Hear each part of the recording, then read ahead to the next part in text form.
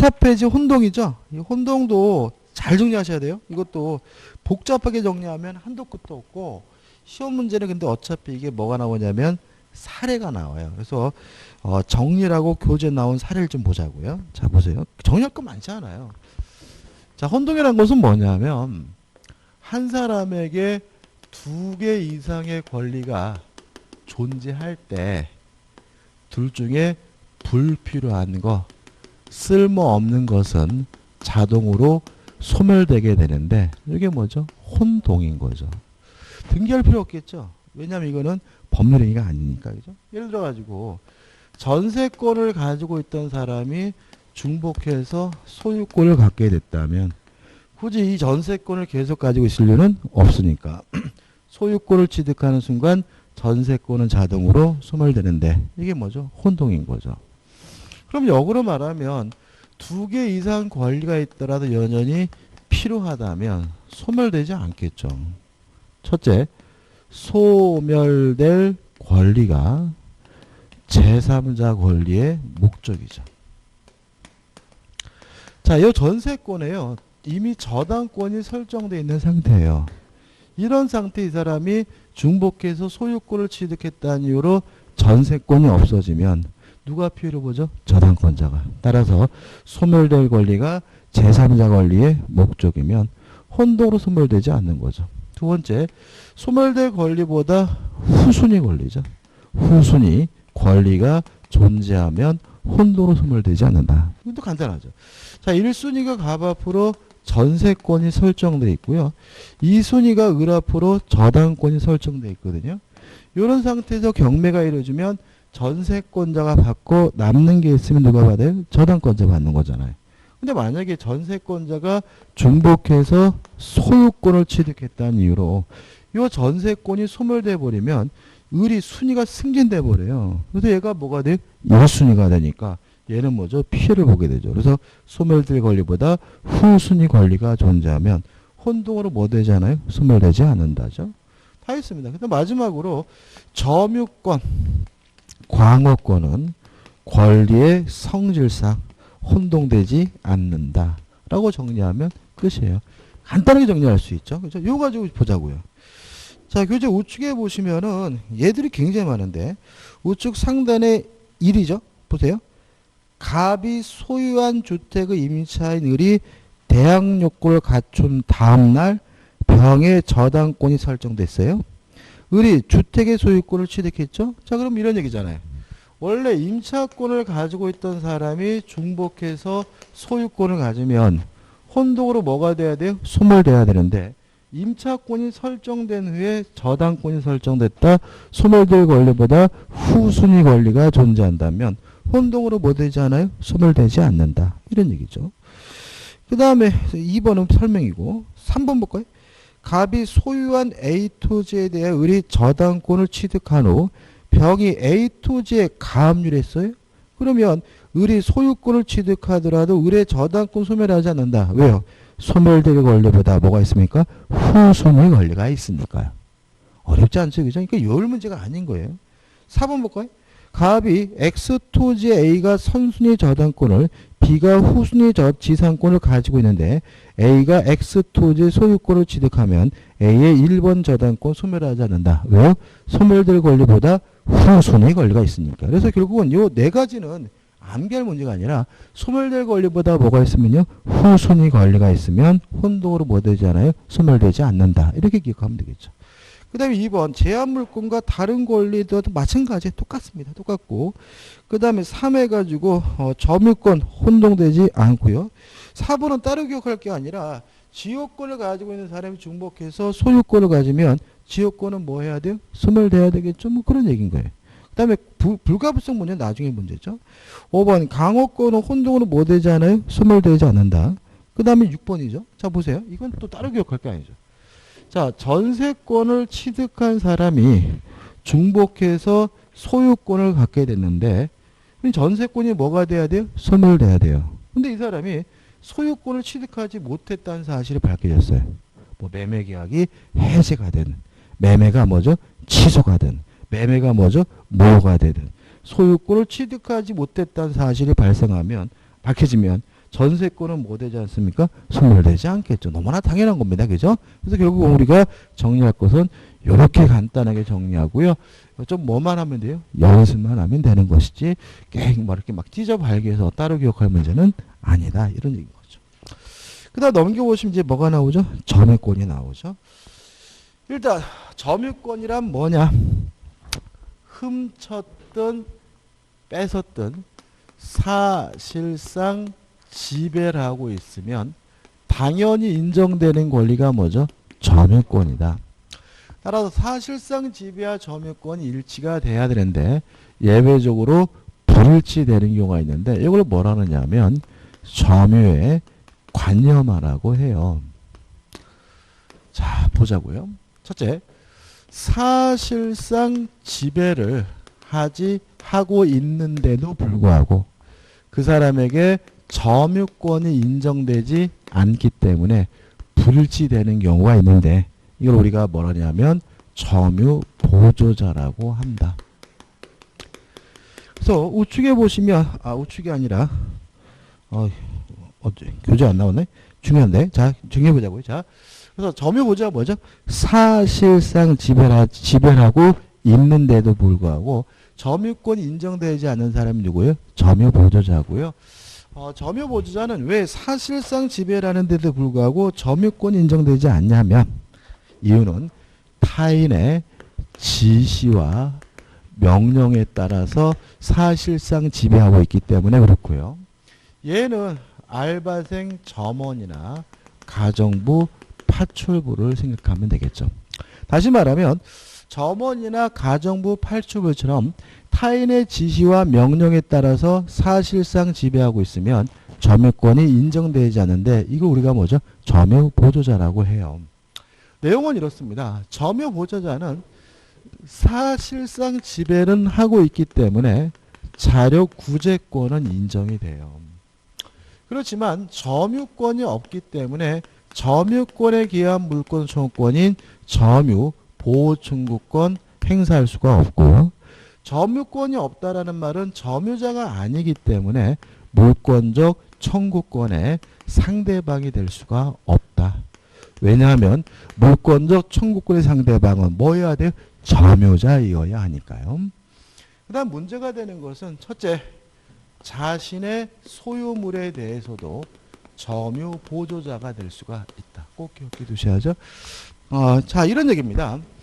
소유권이 있든 없든 타인의 지시와 명령에 따라서 사실상 지배하고 있으면 점유 보조자예요. 예를 들어서 엄마가 돌베기 딸에게 세발 자전거를 줬어요. 그러면 그 세발 자전거 누구 거예요? 아니죠. 엄마가 뭐라 그랬어요? 3년 동안 빌려주겠다가 아니라 아이고 이쁜 딸 엄마가 너 자전거 사왔다잖아요. 이건 뭐예요? 증여한 겁니다. 그래서 그 딸 거인 거예요. 근데 문제는 뭐냐면 그 딸은 엄마의 지시와 명령에 따라서 사실상 지배하잖아요. 밤늦게 나가지 말라 그러면 어떻게 해요? 나가면 안 되고. 그죠? 남한테 주지 말라 그러면 어떻게 주면 안 되는 거잖아요. 따라서 걔는 그 세발 자전거의 뭐예요? 소유자이긴 하지만 타인의 지시와 명령에 따라서 사실상 지배하고 있기 때문에 점유보조자예요. 따라서 자신의 소유물에 대해서도 뭐가 될 수 있어요? 점유보조자가 될 수 있어요. 그 다음에 처는 점유보조자가 아니다. 이 판례가 있어요. 자, 여기 생각해 보자고요. 아니, 우리 부부 사이에 무슨 명령 지시 관계이죠? 물론 남편이 어디서 요즘 같은 세상에 명령을 지시하겠어요. 근데 이게 대법원까지 가가지고 판례가 있는 이유는 뭐냐면 점유 보조자는 물권적 청구권의 상대방이 될 수가 없잖아요. 그래서 처 측에서 자신이 점유 보조자임을 뭐한 거예요? 주장한 거예요. 나는 점유자가 아니라 뭐예요? 점유 보조자니까 나한테 물권적 청구권을 뭐 할 수 없어요? 행사할 수가 없다라고 주장한 것에 대해서 우리 판례는 처는 점유 보조자가 아니라 또 다른 뭐예요? 점유자이기 때문에 물권적 청구권의 상대방이 될 수가 있다. 따라서 남편에게만 나가라고 요구할 수 있는 것이 아니라 처에게도 나가라고 뭐 할 수 있어요? 요구할 수가 있다. 이런 얘기니까 꼭 기억해 두세요. 그 다음에 반대로 사실상 지배하지 않는데도 불구하고 점유권이 인정되기 때문에 불일치되는 경우가 있는데 이 사람 이게 뭐죠? 간접 점유자가 되는 거죠. 그래서 간접 점유자란 사실상 지배하지 않는데도 불구하고 점유권이 인정되는 사람을 우리가 간접 점유자라고 하고요. 가장 대표적인 것은 뭐예요? 임대인인 거예요. 근데 우리 교재 보시면 상속인부터 나왔죠. 자, 왜냐하면 여기에 상속인도 들어가요.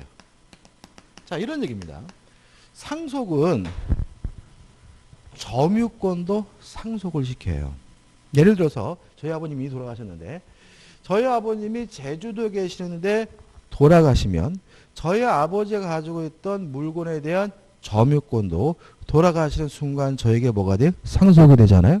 그럼 저는 그 물건에 대해서 사실상 지배하지 않는데도 불구하고 뭘 갖게 되는 거죠? 점유권을 갖게 되는 거죠. 따라서 상속인도 사실상 지배하지 않는데도 불구하고 점유권을 갖게 된다. 이유는 점유권도 뭐가 돼요? 상속이 되니까. 끝이에요. 더 이상 볼 게 없고. 자, 근데 임대인을 봐야 되겠죠. 자, 결론은 일단 임대인과 같은 간접 점유자는 사실상 지배하지 않기 때문에 자력구제권은 없어요. 그렇지만 점유권이 있기 때문에 점유자이기 때문에 물권적 청구권의 상대방이 되거든요. 근데 여기서 좀 생각해 볼 것은 뭐냐면 간접 점유자도 점유권이 있고 점유자이기 때문에 항상 직간접을 불문하는 거예요. 예외가 없어. 자, 물권적 청구권의 상대방은 뭐 해야 돼요? 점유자여야 된다. 직간접을 불문한다. 그죠? 취득시효가 완성됐다는 이유로 부동산을 취득시하려면 뭘 해야 돼요? 점유를 해야 되겠죠? 그것도 뭐예요? 직간접을 불문하는 거예요. 유치권자도 반드시 뭘 해야 돼요? 점유해야 돼요? 이것도 뭐예요? 직간접을 불문해요. 그래서 간접 점유자는 항상 뭐예요? 점유자인 거다. 잊지 마세요. 그죠? 그래서 항상 우리는 간접 점유자도 점유자고 점유권이 있으니까 항상 뭐예요? 직간접을 불문한다는 거 꼭 기억해 두시기 바라고. 또 간접 점유자도 점유권이 있기 때문에 점유권에 기한 물권 청구권이 뭐가 인정되냐면 점유 보호 청구권이 인정이 되는 거죠. 여기서 좀 생각을 해볼 게 있어요.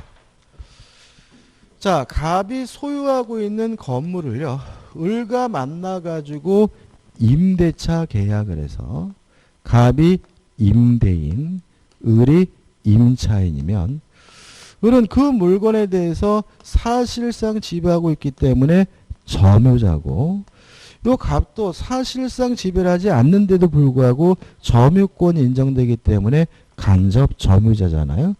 보통 을을 그냥 점유자라고도 하고 구별하기 위해서 직접 점유자란 말을 쓰기도 하는데 쓰든 안 상관은 없어요. 자, 첫 번째 기억할 것은 뭐냐면 두 사람의 점유권이 충돌하면 을의 점유권이 더 세다. 이렇게 기억하시면 돼요. 자, 하나의 물건에 갑에게도 점유권이 있고 을에게도 점유권이 있기 때문에 두 사람의 점유권이 뭐 할 수 있어요? 충돌할 수 있어요. 근데 을의 점유권이 더 세다는 말은 을은 자신의 점유권을 갑에게 행사하는 것이 가능하지만 갑은 을에게 자신의 점유권을 뭐 할 수 없어요? 행사할 수가 없는 거예요.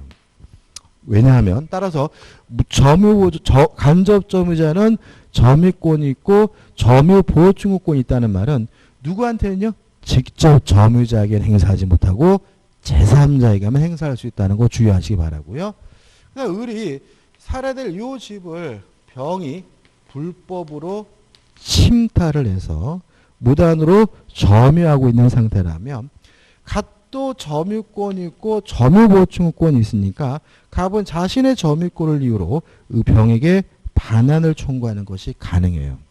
주의하실 점은 이 집에 살아야 될 사람은 병도 갑도 아닌 을이기 때문에 원칙적으로 을에게 돌려주란 형태의 반환 청구해야 된다는 거 조심하시기 바랍니다. 따라서 우측에 보시면은 좀 자세히 나왔는데 큰 의미 없고요. 대부분이 4번을 보시면 4번 임대인이 임차물을 침탈 이건 아니구나. 이거는 문제가 아니네. 메뉴 2번이네. 메뉴입니다. 2번입니다. 직접 점유자 그 점유를 침탈당하거나 방해당하고 있는 경우에 간접 점유자는 그 물건을 누구에게? 직접 점유자에게 반환할 것을 청구할 수 있고, 직접 점유자가 그 물건을 반환을 받을 수 없거나 이를 원하지 아니한 때에는 자기에게 반환할 것을 뭐 할 수 있어요? 청구할 수 있다. 원칙적으로 어떻게 반환 청구해야 됩니까? 직접 점유자에게 돌려주는 형태의 반환 청구해야 된다. 다만 을이 받을 수 없거나 받기를 거부하는 경우에만 자신에게 반환을 청구할 수 있다는 거 꼭 기억해 두시기 바랍니다. 나머지 것들 한번 읽어보세요. 그죠? 읽어보시는데 교재에 나와 있는 내용들이 대부분은 뭐냐면 요 갑과 을의 점유권이 충돌하면 누구의 점유권이 세다고요?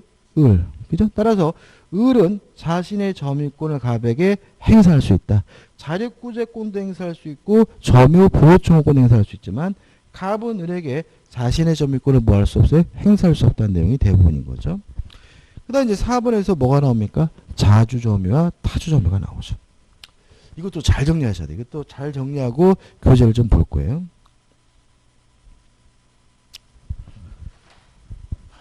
잘 정리하셔야 됩니다. 자, 일단 점유를 하고 있으면 몇 가지 사실에 대해서 추정이 돼요. 첫째, 소유의 의사가 있다는 점이 추정이 됩니다.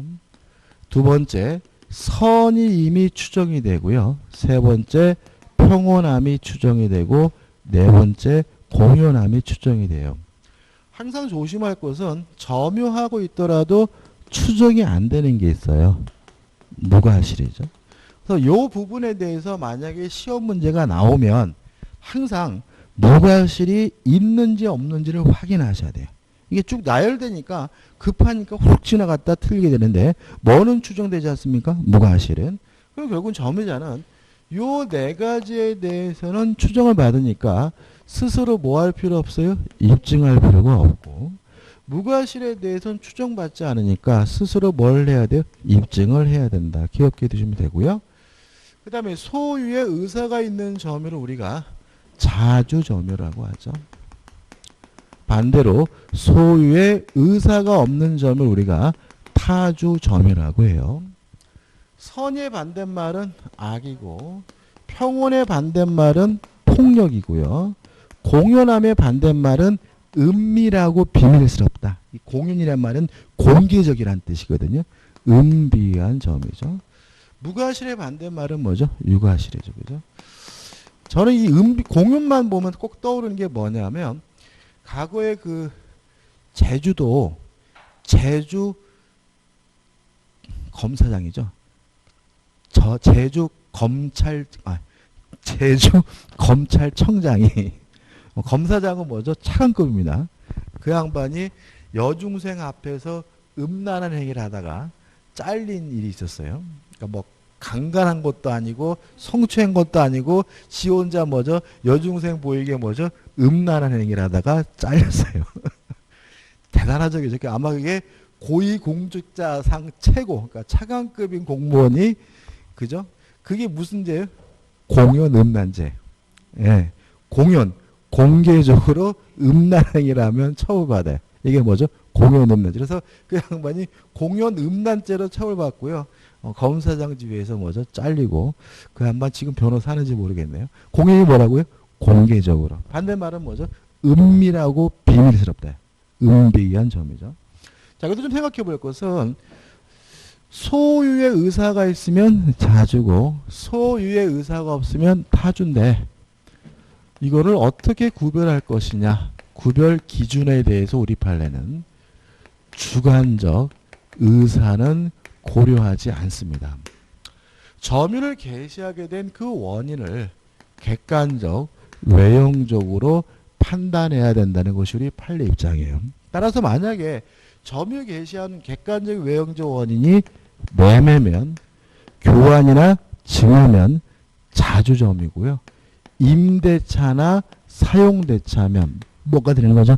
타주점유가 되는 거죠. 교재 보시면 1 해가지고 2번 해가 나왔나요? 2번에 1번이구나. 그죠? 매매, 교환, 증여. 이런 건 뭐죠? 자주고. 임대차, 사용대차는 뭐죠? 타주예요. 여기서 중요합니다. 자, 근데 만약에 요 매매가 무효해요. 그래도 자주점인 거예요.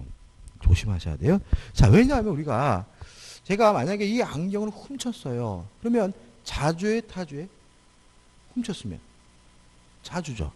왜냐하면 우리가 항상 조심할 것은 이것도 마찬가지인데 자꾸 자주를 소유권이 있는 점유로 오해하시는 분이 있어요. 그게 아니에요. 소유의 의사가 있으면 자주. 소유권이 있고 없고 문제가 아닌 거예요. 물건을 훔쳤다면 왜 훔쳤겠어요? 가지려고. 따라서 절도범, 절취자도 자주인 거죠. 그러니까 소유권이 있든 없든 소유할 의사가 있으면 자주고, 소유할 의사가 없으면 타준 거예요. 그죠? 다만 속으로 무슨 생각을 하는지는 고려하지 않고 객관적 외형적으로 판단하니까 매매를 했단 말이죠. 샀단 말이죠. 무슨 의사가 있어요? 소유할 의사가 있으니까 자준 거예요. 근데 그 매매 계약이 무효래요. 그러면 소유권을 취득하지 못하겠죠. 그래도 자주예요. 왜냐하면 왜 무효인 매매 계약을 체결했겠어요? 가지려고. 소유의 의사가 있으니까. 또 매매 목적물이 타인 소유물이에요. 매도인께 아니에요. 또는 매도인에게 처분권이 없어요. 그래도 일단은 뭐인 거예요? 자주인 거예요.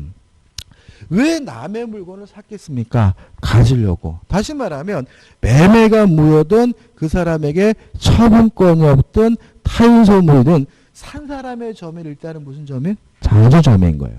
근데 문제는 이러한 사실을 알면서 악의로 무단으로 점유했다는 사실이 입증이 되면 더 이상 자주 점유가 아니라 타주 점유라는 것이 판례예요. 그래서 항상 문제를 풀거나 교재를 볼 때 중요한 말이 뭐냐면 알면서가 되는 거예요. 무효, 자주, 무효임을 알면서 타주. 타인 소유물 자주. 타인 소유물임을 알면서 타주. 처분권이 없어요? 자주. 처분권이 없음을 알면서 하면 타주가 되는 거죠. 이게 알면서 제일 중요한 거죠. 자, 예를 들어 제가 만약에 남의 땅에다가 아버님의 묘소를 허락도 없이 썼어요. 자주의 타주예요. 타주죠. 왜요? 알면서니까. 남의 땅에다 허락도 없이 무단으로 건물을 신축했어요. 자주의 타주예요? 타주. 왜요? 알면서니까죠. 이해되시나요? 그래서 교재 보시면 2번 매도인에게 처분 권한이 없으면 알면서 취득했어요. 처분권이 없더라도 일단 자주인데 처분권이 없다는 사실을 알면서 하면 자주가 아닌 거죠. 또 법률행위가 무효임을 알면서죠. 그러니까 무효래도 무슨 점에 점유가 자주인 거죠. 매매가 무효래도. 다만 무효라는 사실을 알았으면 타주인 거죠. 3번 타인의 토지를 매수한 매수인이죠. 그러면 타인 소유물이래죠. 무슨 점이요? 자주죠. 그죠? 근데 만약에 타인 소유물임을 알면서 그럼 뭐가 돼요? 타주가 되는 거죠. 구별할 수 있겠죠? 그죠? 그래서 보시면 타인 토지를 매수한 매수인이 곧바로 소유권을 취득할 수 없다고 하더라도 특별한 사정이 없는 한 자주점의 추정이 깨지지 않는다. 특별한 사정이 뭐예요? 알면서인 거죠. 그죠? 알면서가 되는 거죠. 구별할 수 있겠죠? 어렵지 않습니다. 그러니까 이거를 평면적으로 개별적으로 따로따로 기억하니까 이게 어려운 것뿐이지 큰 흐름을 파악하면 어렵지 않아요. 그 다음에 4번도 볼까요? 매도인이 아닌 타인 소유의 토지를 매수했어요. 일단 자주죠. 그 다음에 점유하고 있으나 매매가 무효예요. 자주죠. 근데 무효임을 알지 못했대요. 그럼 자주인 거죠. 근데 만약에 무효임을 알면서 그럼 뭐가 되는 거예요? 타주가 되는 거죠. 구별할 수 있겠죠? 어렵지 않습니다. 솔직히 이 부분에 대해서 혼선이 벌어지는 이유는 우리 판례가 명확하지 않습니다. 왜냐하면 이 10가지는 설명 안 드리려고 했는데 이거는 외워야 되는데 이유는 뭐냐면 알았으면 선의가 아니라 악인 거죠. 자주에서 왜 갑자기 타주로 바뀌는지에 대해서 우리 판례가 설명을 못해요. 그래서 우리 판례가 굉장히 비판을 많이 받고요. 그래서 이게 논란이 좀 있어요. 그렇지 우리는 어차피 객관식을 풀어야 되잖아. 학문적으로 공부하는 거 아니잖아. 그러니까 결국 알면서만 기억하면 돼. 무효라도 자주. 무효임을 알면서 타주. 타인 소유물에도 뭐예요? 자주. 타인 소유물을 알면서 하면 뭐죠? 타주. 처분권이 없더라도 뭐예요? 자주. 처분권이 없다는 사실을 알면서 하면 뭐죠? 타주가 되는 거죠. 그 다음 넘겨보시면은 자 3번 자 보세요. 이것도 설명드릴 필요도 없네. 자 임대차 계약에 의해서 점유한 임차인은 자주가 아니라 뭐예요? 타주겠죠. 근데 임차인이 열심히 돈을 모아가지고요. 그 임대차 목적물에 대해서 매매 계약을 했다면 그럼 뭐로 바뀌어요? 자주예요. 보시면 자 보세요. 3번 1번입니다. 타주 점유가 새로운 권한에 기하여 소유 의사를 가지고 점유를 계속하면 자주 점유로 전환된다고. 새로운 권한이 뭐예요? 매매 계약입니다. 그죠? 매매 계약. 이해되시나요? 그 다음에 두 번째 말도 안 되는데 세입자한테 전화 왔어요. 안녕하세요. 저 세입자인데요. 이제부터 제가 이 집 가질래요. 그럼 쫓겨나겠죠? 그죠? 뭐 이런 그지면서 쫓겨날 땐 쫓겨나더라도 쫓겨날 때까지는 뭐예요? 자주예요. 다시 말하면 소유의 의사를 표시했다면 쫓겨날 땐 쫓겨나더라도 뭐가 되는 거죠? 자주 점유가 되는 거죠. 그래서 2번 해가 나와 있는데 이런 게 시험에 나오겠습니까? 안 나오겠죠. 그죠? 의미 없어요. 그죠? 3번도 의미가 없죠. 그 다음에 4번 해가지고 4번에서 1번, 2번 나와. 이렇게 하면 안 된다. 그죠? 자, 4번은 또 정리를 해야 되겠네. 이것도 중요한 건 아닌데. 자, 이게 어떤 문제냐면, 자, 이건 이해되시죠? 그죠? 이제 끝났어요. 그죠?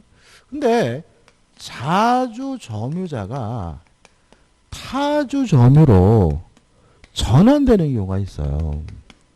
근데 교재 이상하게 써 있는데, 가장 중요한 이거는 뭐냐면, 인도해줄 의무입니다. 인도해줄 의무가 발생하면, 더 이상 그 사람의 점유는 자주가 아니라 타주예요. 그래서 가장 많이 나오는 거. 매매 계약 후 매도인의 점유죠. 매매 계약을 했고요. 매매 대금을 다 받았다면 매도인에게는 뭐가 생겼습니까? 인도해줄 의무가 생겼으니까 자주에서 뭐로 바뀌어요? 타주로 바뀌는 거죠. 이해되시죠? 그죠? 그 다음에 경매가 이루어진 후에 기존 소유자의 점유죠. 자, 생각해 보세요. 자기가 살고 있던 아파트가 경매가 됐어요. 경락인이 소유권을 취득했어요. 그럼 이 사람에게 뭐가 생겼어요? 인도해줄 의무가 생겼으니까 자주에서 뭐로 바뀌는 거예요? 타주로 바뀌는 거예요. 뭐가 중요합니까? 인도해줄 의무. 자, 그럼 생각해 보자고요. 자, 요 시점에서 점유자에게 소송을 제기했어요. 근데 열심히 점유자가 재판했는데 패소 판결이 확정됐어요. 그러면 목적물을 반환해 줘야 되거든요. 근데 우리가 꼭 기억할 것은 그럼 이 사람이 만약에 선이었다라 하더라도 남의 물건인지 몰랐다 하더라도 재판에서 패소하면 남의 물건인지 알기 때문에 선에서 악의로 바뀌는데 언제 바뀌냐면 소재기 시에요. 왜냐하면 소송이 제기되면 어떤 생각을 갖게 돼요. 이 땅이 내 땅이야. 아닐지도 모르겠네라는 알게 된다는 거죠. 근데 자주에서 타주로 바뀌는 시점은 패소 판결 확정 시예요. 왜냐하면 자 언제 인도해줄 의무가 생깁니까? 재판에서 지면. 그죠? 재판에서 지면. 그죠? 그래서 우리가 재판에서 지면 패소 판결이 확정된 때부터 자주에서 뭐로 바뀌어요? 타주로 바뀐다. 왜요? 인도 의무가 발생하면 자주에서 타주로 바뀌니까. 조심할 것은 선의에서 악의로 바뀌는 시점은 패소시가 아니라 뭐죠? 소재기시라는 거 조심하시기 바랍니다. 그 다음에 하단에 5번 점유의 추정적 효력해가지고 1번에서 악의 개념이 나왔는데 복잡 생각하지 마시고 어떻게 해요? 남의 물건인지 알면 뭐예요? 악이. 이렇게 끝나면 되는 거고. 그 다음에 2번 해가지고 복잡하게 나와 있지만 의미 없고요. 3번 해가지고 본권에 관한 수에서 패소하면 언제부터 악이 됩니까? 소재개시. 조심할 것은 언제부터 타주가 됩니까? 패소 판결 확정 시점. 그 다음에 하단에 4번 보시면 자 이렇게 됐습니다. 점유자가 소유자를 상대로 그 토지에 관하여 매매 취득 시효 등을 원인으로 하여 소유권 이전 등기 청구의 소송을 제기했다가 패소하고 그 판결이 확정되었다면 자주점유가 타주점유로 전환되지 않고 여전히 자주점유로 추정된다. 지금 제가 드린 말씀과 다르네요. 그럼 교재가 잘못된 건가요? 아니에요. 되게 조심하세요. 이거 그죠? 자, 이겁니다. 점유자는 자주점유임을 추정받아요. 따라서 스스로 뭐 할 필요 없어요? 입증할 필요 없는 거죠. 그래서 소송이 제기가 됐다는 이유로 재판에서 패소가 됐을 때 선의에서 악의로 바뀌는 것은 누가 소송을 제기했어야 돼요? 소유자가. 패소 판결 시 자주에서 타주로 바뀌는 건 누가 소송을 제기해야 돼요? 소유자가. 그러니까 입증할 필요가 없는 점유자가 스스로 입증하려다가 실패했다는 이유만으로는 점유의 추정이 뭐 되는 건 아니에요? 깨지는 건 아니에요. 그래서 점유자가 스스로 소송에 제기했다가 패소했더라도 여전히 뭐인 거예요? 선인 거고. 여전히 뭐인 거예요? 자주인 거죠. 이 사람이 깨지려면 누가 소송을 제기해야 돼요? 소유자 측에서 소송을 제기해야 된다는 거 조심하시기 바랍니다. 그 다음에 하단에 5번 보시면 잘 읽어볼게요. 누가요? 소유자가. 누가요? 소유자가 점유자를 상대로 등기 원인의 무효를 이유로 말소 소송 등을 제기해요. 점유자가 패소하면 판결 확정 시부터 다 주죠. 자, 4번과 5번 구별하실 수 있겠죠, 그죠? 4번은 누가 소송을 제기했다고요? 점유자가. 안 되죠? 그죠? 5번 누가요? 소유자. 선의하기도 마찬가지예요. 자, 선의하기도 누가 소송을 제기했어야 돼? 소유자가. 그죠? 왜? 선임을 추정받으니까요. 그 다음 2번 우측 상단에 점유하고 있으면 전후 양 시점에 점유하고 있으면 중간은 계속되고 있는 것으로 추정이 되고요. 그 다음에 3번 해가지고 1번 보시면 점유자가 점유물에 대하여 행사하는 권리인이죠. 이건 좀 메모를 하시는데 이 권리는 해서 권리를 빼서 소유권 이렇게. 자, 그럼 다시 한번 읽어볼게요. 이렇게 된 거죠. 점유자가 점유물에 대하여 행사하는 소유권은 적법하게 보유한 것으로 추정한다죠. 자, 이런 얘기입니다. 제가 지금 이 안경을 쓰고 있으면 안경에 대해서 뭐 하고 있어요? 점유하고 있잖아요. 그럼 여러분들은 저 안경은 저 인간 거구나라고 생각하겠죠. 다른 저는 이 안경을 점유하고 있으므로 소유자임을 뭐 하는 거예요? 추정받는 거예요. 부동산은요? 아니다. 부동산은 아까 했던 것처럼 등기하고 있는 사람이 소유자임을 뭐 받아요? 추정을 받는 거죠. 2번이죠. 다시 말하면 점유하고 있다는 이유로 소유자로 추정되는 것은 뭐에 하나입니까? 동산에 하나고 부동산은 등기하고 있는 사람이 소유자임을 추정받음을 주의하시기 바랍니다. 그 다음 6번 점유권의 취득과 승계 가지고 나와 있는 것 중에서 설명드릴 건 뭐냐면 요거예요. 자, 좀 왜 그런지 설명드릴게요. 자, 타인의 부동산을 점유하고 있는 상태에서 20년 지나면 취득시효 하잖아요. 그죠? 그러면 취득시효가 완성됐다는 사실을 주장하려면 최소한 자신이 점유하고 있는 기간이 20년임을 입증해야 돼요. 만만치 않습니다. 그래서 민법은 점유를 시작한 시점과 끝나는 시점만 입증하면 중간은 계속되는 것으로 뭐 하고 있는 거예요? 추정을 하고 있는 거죠. 물론 점유를 시작한 사람은 갑이고 점유를 현재 하고 있는 사람은 을이라 하더라도 점유를 시작한 시점과 끝나는 시점만 입증하면 점유는 계속된 것으로 뭐 하는 거예요? 추정이 되는 거예요. 근데 문제는 예를 들어서 갑의 점유가 15년이고 을의 점유가 5년이란 말이죠. 근데 이 점유 기간은 문제는 뭐냐면 을의 점유는 선이고 갑의 점유는 죄송합니다. 갑의 점유는 악이에요. 그런 경우에 을에게 뭘 인정하고 있냐면 선택권을 인정하고 있어요. 을은 자신만의 점유 5년을 주장할 수도 있고요. 합산해가지고 20년을 주장할 수가 있습니다. 왜냐하면 합산해서 20년이 되면 뭘 주장할 수 있어요? 취득시효가 완성됐음을 주장할 수가 있으니까요. 근데 여기서 우리 조심을 해야 돼요. 왜냐하면 합산해서 주장하게 되면 하자가 승기가 돼요. 그래서 만약에 을이 20년을 주장하게 되면 악의 20년이 돼요. 자, 그럼 생각해 보자고요. 자, 우리 점유취득시작이지만 점유취득시작에는 점유는 자주이고 평온하고 공연하면 돼요. 선의까지는 요구하지 않아요. 악이어도 뭐 할 수 있어요? 점유취득시할 수가 있어요. 근데 재판이라는 게 꼭 승소한다는 보장은 없잖아요. 근데 만약에 예를 들어서 우리 합산해가지고 악의 20년을 주장했는데 취득시효에 실패하게 되면 20년 동안 지료를 내야 돼요. 왜냐하면 악의 점유자는 과실수주권이 없으니까요. 근데 만약에 자기가 취득시효를 주장해서 재판에서 패소할 것 같으면 차라리 선의의 5년을 주장하는 게 나을 수 있어요. 왜냐하면 그 땅을 내 앞으로 가져오는 곳은 불가능하더라도 5년 동안 뭘 낼 필요는 없어요. 지료는 낼 필요가 없어요. 그래서 을에게 뭘 인정하는 거예요? 선택권을 인정하는 거예요. 그래서 자신만의 점유를 주장할 수도 있고 합산해서 주장할 수도 있고요. 합산해서 주장하게 되면 하자가 뭐가 돼요? 승계된다. 따라서 을이 5년을 주장하면 뭐예요? 선의의 5년이지만 합산해서 20년을 주장하게 되면 뭐죠? 악의 20년이 된다. 그죠? 그 다음에 점유권의 소멸, 뭐 특미 없고 7번 해가지고 점유자와 뭐가 나오죠? 회복자의 관계가 나오죠.